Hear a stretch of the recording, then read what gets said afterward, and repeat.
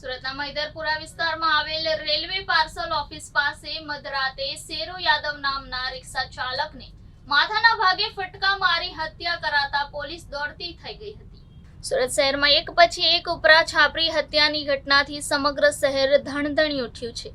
ગુનેગાર બેફામપણે બિંદાસ્ત થઈ સામાન્ય વાતમાં હત્યા કરી નાખે છે। શહેરમાં છેલ્લા દિવસથી 4 હત્યા થઈ ગઈ છે।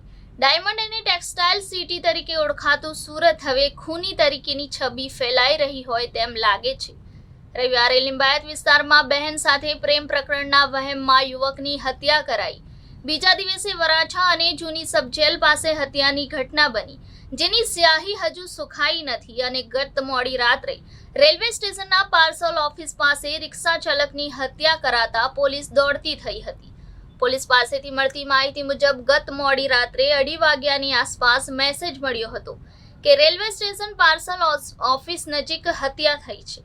માહિતી મળતા જ પોલીસ ટીમ ઘટના સ્થળે દોડી આવી તપાસ કરતા માલુમ પડ્યું હતું કે એક રિક્ષા ચાલક જેનું નામ શેરુ યાદવ જાણવા મળ્યું છે અને તેમને કોઈ ઈસમ દ્વારા માથાના ભાગે ફટકાઓ મારી હત્યા કરવામાં આવી છે। ઘટનાને પગલે પોલીસે હત્યાનો ગુનો નોંધી કાયદેસરની કાર્યવાહી કરી હતી।